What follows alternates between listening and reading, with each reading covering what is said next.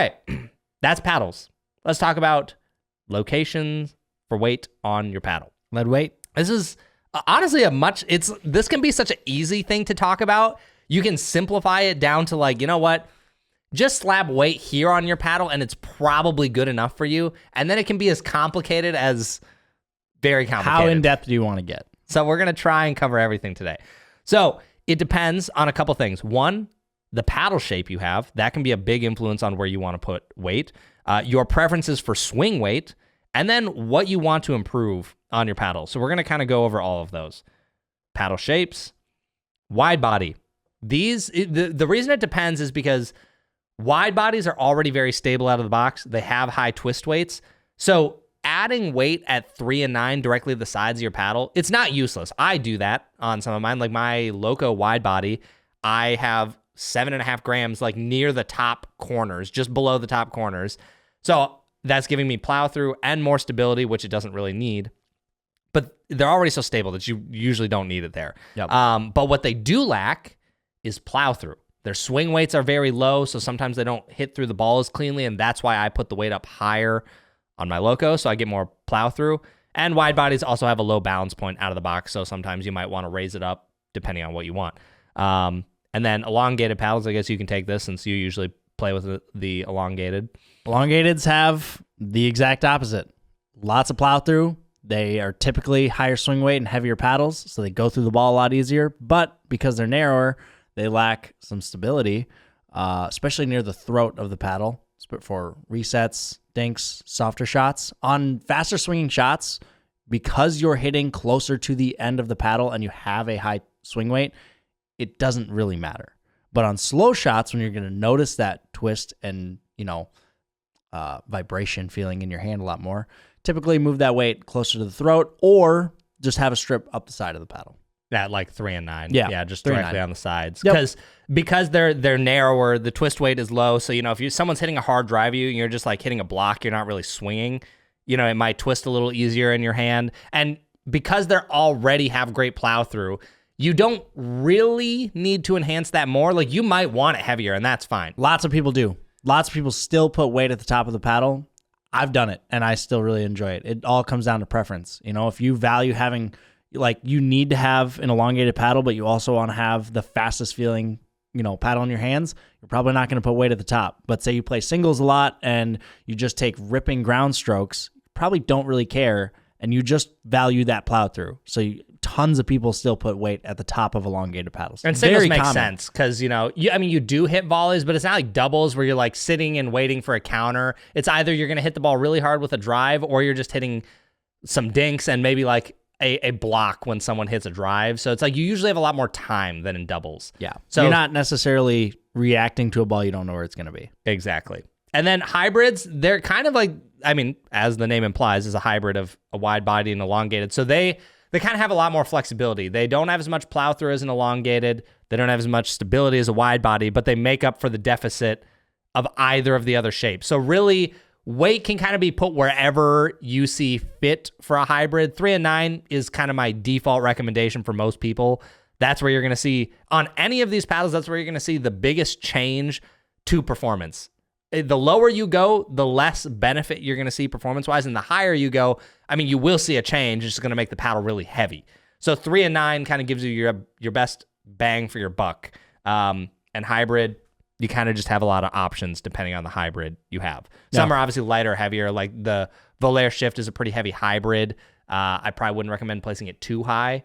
But then there are other hybrids that are lighter. It's also all changes and depends on what thickness paddle you have. Do you have a 16, 14, 12, 13? It all changes. Totally. So now that you kind of understand the shapes, let's talk about just some of your own preferences for swing weight. Because where you place the weight, and this is why swing weight matters so much more than static weight. This is honestly a perfect example and you can try this at home. In fact, I encourage you to try this at home. If your preferred way of knowing how light or heavy a paddle is by how much it weighs, I'm going to show you why that doesn't really matter. Okay, I'm going to grab a paddle here. So let's say you had 5 grams that you were going to put on both sides of the paddle, 10 grams total. If you take 10 grams and you put it directly at the throat of the paddle right here, near the handle. Let's just go more extreme. We put it in the butt cap. You could even do that, but we'll just say here for now. Okay. Now I want you to play with that, and then I want you to take that weight off, and I want you to put that 10 grams at the head of the paddle. Same exact weight. I promise you, at the head of the paddle, it's gonna feel so much slower in your hand, like ridiculously slower to swing. Yep. Same exact weight. Or it's changed. just going to feel heavier in your hand. It's going to feel more difficult to swing. There's going to be more strain on your wrist, your forearm. Unless you like that feeling, you're someone like me who prefers higher swing weighted paddles, you're going to feel more strain. Yeah. So, generally speaking, if you don't want your paddle to feel a lot slower than it is right now, the bottom corners is a good spot. I wouldn't say that, as you go to this throat neck area right by the handle, it's not that area is useless. I think it's, if you're going to put a longer strip that kind of bleeds up into the bottom corner, like here, I think that is fine. But when you start going like here, it's such a thin area that it's really not going to change how the paddle plays that much. Yeah.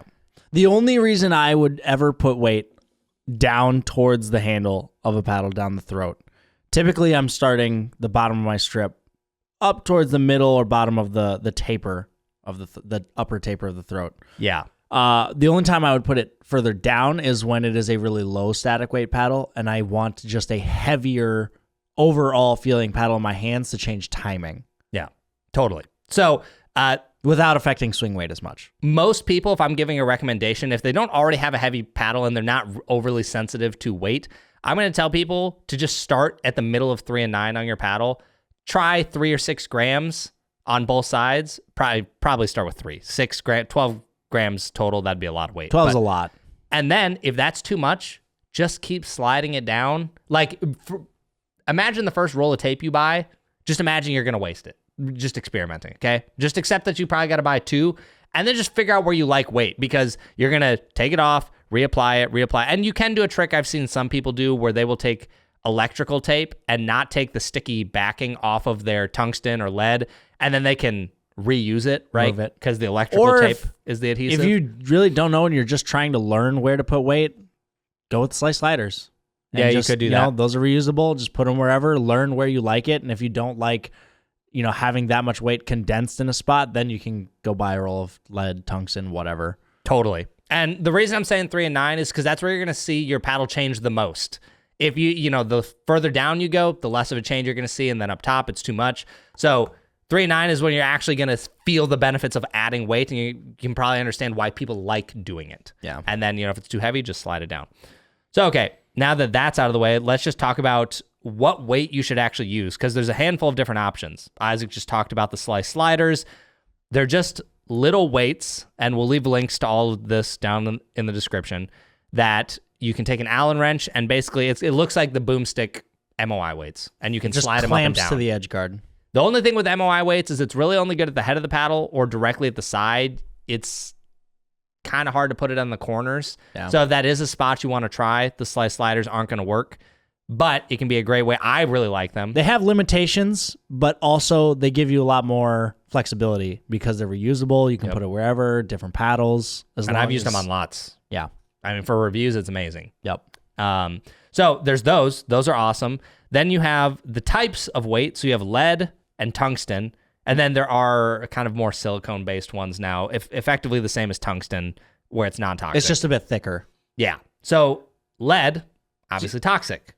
People don't like touching it, and then putting that in their mouth. But a lot of the lead weights now, and we'll get into this because we're talking about materials, we're getting into the different types of weights, but they have a plastic cover over the lead, so you're not actually touching the lead. Not all, but a lot of them do. Yeah, I'm just gonna say, just wash your hands. Let's just be. Anytime you're touching lead, you should wash your hands. Yeah. But I think I'm not scared of touching lead. Yeah, I mean, I'm not scared of it as long as I wash my hands. But if you have children or something and you're worried about it, you might want to go with tungsten because non-toxic. But it's gonna be more expensive per roll.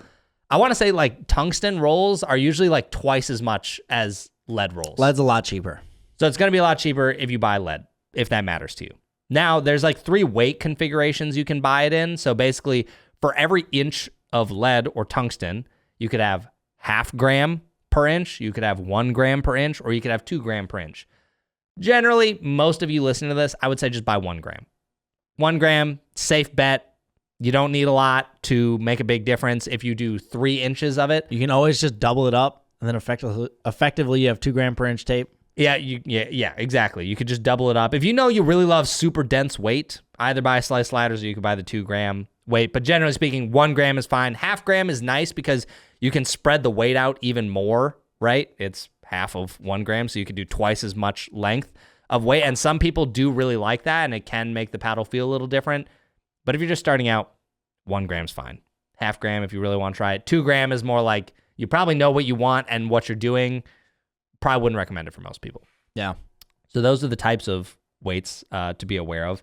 And then we can talk about locations here. Well, and there's different, but even inside of that, there's the rolls of tape. Yes, but then glad you you brought have this up. different styles of the weight where you can have lead or tungsten, and there's little pods. So you have, basically, it looks like almost like a NASCAR track. It's just an oval, and it has a piece of paper backing, and you peel that off, and it has adhesive, and you just stick it on. And it's 3 grams. 3 grams. You can get it in different weights. There's 3 gram. I think I've seen 2 gram. And those are nice if you don't want to have to bring scissors around and cut things or Weigh cover it, weigh measure. Exactly. It's just, it's 3 grams, peel it off, stick it to your paddle, you're good to go. Personally, I always really liked using those. I hated finicking with ripping tape or cutting it or measuring. It's just kind of finicky. So if you don't have to deal with that, they're pretty nice. I'd agree. I actually think, and I'm glad you brought that up because I completely forgot about it. Those 3 gram pods, they are probably, if you're just starting out, it's probably what I'd recommend most of you try because it's so easy. You get a bunch of them, slap them on, don't like it, okay, and it's measured. You don't have to cut it. It's nice to be able to copy similar weight setups to different paddles as well, instead of like having to, again, measure, cut, make sure it's all even, put in the exact same spot. You just know this paddle has 3 gram weights on this spot. I'll just put 3 grams that I know it's going to be the same on another paddle. Yep, totally. So let's talk about the placements of the weight. We kind of already talked about this, but I want to talk about how much it actually impacts the swing weight of your paddle. And I'll go over this quick just in case we have any new listeners. So swing weight, basically the range goes from about 90 up to about 130. The lower the swing weight number is, the faster the paddle is to maneuver in your hand. The less resistance you're going to feel when swinging. Yeah. So from the range of like 90 to about 105, that's personally what I call the ultralight category. Most people probably don't even want to play a paddle that light. There are going to be some of you out there, but most of you don't need one that light. 106 to about 112 is still light. 113 to 118 is average. 119 to about 124, 125 is heavy. And then anything after 125 is like heavy plus. Like most of you, unless you're a pro, you're probably not playing a swing weight that high, right? Or you're a very high level player. Most people, average category is fine. You're not going to notice a lot there, but it is good for you to be familiar with swing weight numbers so you understand what I'm about to say. So lower number, easier to maneuver. Higher number, harder to maneuver. So I did an experiment for a blog post I wrote about swing weight, which I'll leave linked down below. The Aurelius 16 millimeter. I took that and stock. It has a swing weight of 98. So ultra light. Super light category. I took 10 grams of weight. I used the slice sliders, and I put it right above this bottom corner here, okay? I didn't even bother with the throat because the swing weight would change so minimally if you put it there. Put it right above the bottom corners, and it went from 98 to 102. So 10 grams of weight, which is more weight than I'd recommend most of you even use, only bumped it 4 points. That's nothing. So at these corners and below, you're not affecting swing weight much. That's awesome. Pretty minimal. Right there, if you use that spot, better for added stability, keeps the maneuverability higher, and just less impact on how the paddle is going to play overall. Now the sides, 3 and 9, 10 grams. Again, I placed it probably a little on the higher side, a little bit below the top corners, just to illustrate this. 10 grams from 98 swing weight to 106. So we've gone up almost 10 points. And for reference, 5 points, I would say most people can feel the difference. 10 points, everyone will feel the difference. If you pick up a 100 swing weight paddle versus 110, you will feel the difference. Yeah. Even if you're newer to pickleball and don't know much, you'll feel the difference. Then I took that same 10 grams and I slapped it directly on the head of the paddle, okay? And the swing weight went from 98 to 115. So the same amount of weight in all of those experiments resulted in very different swing weights. So we went up almost 20 points just by placing it at the head, and at the throat, or just above the throat, we only went up 4 points. So again, that just to illustrate my point of where you place that weight makes a gigantic difference on how it is going to swing. And if you played all of those, they would feel pretty different while you play with them, right? At the head, the plow through would have been amazing. Ground strokes would have felt awesome.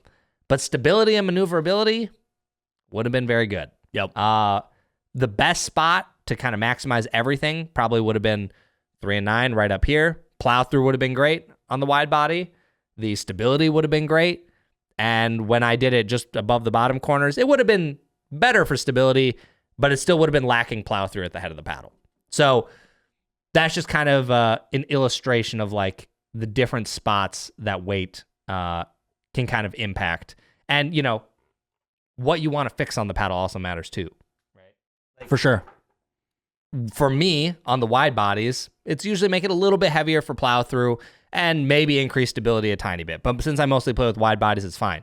For you, you almost always just do the throat and a tiny bit into the side. You don't usually go that much higher. No, it depends on the paddle. Sure. I have a lot of paddles where I will, if it's pretty light, I will take a strip that will go all the way up almost to the top corners. There's a few paddles recently I've done that with. Trying to think. Right now, I think on the Aura Pro, I have about a 7-inch strip of 1 gram per inch, starting in the middle of the bottom throat all the way up to the side of the paddle. So it varies, but typically I've shied away from like the extreme swing weight paddles. I used to play like 126, low 130s, and now I'm in like the mid to low 120s. Yeah. And also another thing, if you have ultra light paddles like the Franklin, Aurelius, any of the C45s, to be honest, they're all pretty light, except maybe the Dynasty. Sometimes wrapping the entire head with 0.5 gram can be it's a very light weight. So 0.5 gram around the entire head, it makes the whole perimeter and the swing weight, everything just feel better. And the paddle's usually not going to become too heavy because it's a very lightweight and you already had a lightweight paddle. Annalee's done that before. I've done that on some of the C45s. It plays well. I wouldn't recommend that unless you know it's an ultra lightweight paddle. Don't do that on like the Faculos Elite X. That thing's already like a swing weight of 128. It would be a brick. It'd be insane. Although I have heard stories of people, come from tennis or other sports or swing something heavy. Guy played with an Amped Pro with like 5 layers of 1 gram per inch tape at the head of the paddle, and I think the swing weight went to like 152 or something. That's ungodly. And he loved it. He played doubles with it. That's insane. So, I've heard stories of people doing some pretty extreme stuff like that. Obviously, that is a outlier and a pretty rare case. But, if that's what's comfortable, do what fits you. Yeah. And I think at the end of the day, what people need to know about weight is if you've never tried it, you just need to experiment. Yeah. You have to, with what paddle you have, the flaws you find with it. For example, if you have a paddle and you go, man, the sweet spot's really small, 3 and 9, awesome. Or the throat. Another paddle like the old Bantams, like, man, this thing's pretty light and I got a dead spot at the top, wrapping the whole head. And, it all comes down to so much personal preference. I get the question all the time, like, what is the best weight setup for this paddle? And it's like, there is no best weight setup for that specific paddle. Maybe back like 4 years ago when paddles really sucked, there was like a pretty optimal way to weight paddles. But now it's so much personal preference that like just because of how I like to weight up my, say, Loco, not going to be the best way to weight up a Loco for everybody. Yeah. It's going to be you're going to weight up, say you played with an elongated Loco, you're going to weight it up way different or even maybe not at all than how I would. Yeah. And, another good spot, actually, now that I'm thinking about it for wide bodies, I think if I had to give, like, blanket statement recommendations for paddles, which really I wouldn't recommend that, but I think per shape, you can make some assumptions, and then it will vary a little bit model to model. One weight subject that I just forgot is actually pretty good for wide bodies is the 4 corners, because you don't add that much more stability. You are adding some, but it's less than at 3 and 9, and you're increasing the plow through, and you're just like getting more mass around the entire thing. So 4 corners on a wide body, that could be a good blanket recommendation. Hybrid, straight to the sides, 3 and 9, good blanket. And then elongated, like at the top of the bottom corners and then down, maybe a little higher, good spot. Yeah. Like if you just had to blindly try something per shape, that's what I would try. Mm-hmm. But Isaac is right in that every paddle's different, right? So different. I mean, look at, here's a great example. The Franklin Dynasty 16 is actually, no, I'll go even more extreme. The Rhombus Quanta R1 is so flippin' light for an elongated paddle that I would say 3 and 9, maybe even above 3 and 9. Maybe even some weight at the head would be good. But I would not tell you to do that on a Carbon Barrage or a Carbon Genesis. Right. It would be a very heavy paddle. Yeah. So you kind of have to just know what you think is wrong with the paddle and then apply the weight to that spot. One other thing that I only want to briefly touch on, because again, this alone could go on for a super long time and talk about this more, but balance point of the paddle also matters a lot, in my opinion. So if I have I could have 2 elongated paddles, one with a really high balance point and one with, mid or lower balance point, and they're the same swing weight. That higher balance point paddle is going to feel much harder to swing, or I'm going to feel a lot more strain in my arm, and I'm not going to like it nearly as much. I've had some pretty light swing weight paddles with a higher balance point that I don't really like that much. And I'm going to weight that up way differently, and I'm going to add, that's the only time I kind of think about static weight to a paddle, but it's pretty rare. So there are times where you might have a low static weight paddle with a high balance point that you're just going to hate. Yeah. And I guess I'll quickly touch on this. I'll talk about weight in the handle. I kind of glanced over that. So weight in the handle, which is relevant to Isaac's balance point discussion here.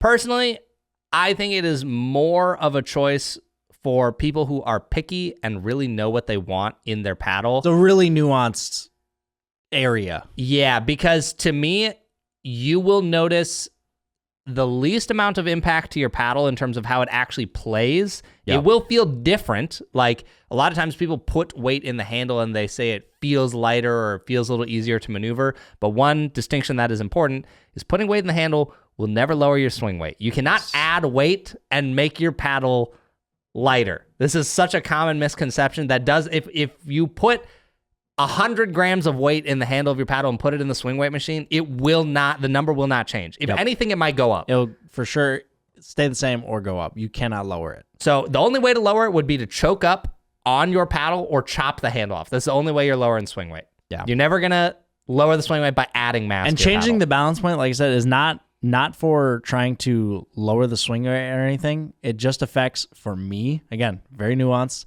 how paddle feels in my hand, the timing, and if it's a really light paddle, like again, say the Quanta or something, or the Aurelius, I don't like having such a light paddle in my hands that I can't feel where it's at in relation to just space around my body. I need to have something with some mass in my hand to be able to feel where it's at. Mm-hmm. And that's the only time I'm going to add static weight to a paddle. Yeah. So the handle, it can be good for changing the balance point. Some people do just generally prefer a headlight paddle. There's nothing wrong with that. But I would say of all the places you could try, I would probably put that last on your list of places to try if you're new to weight.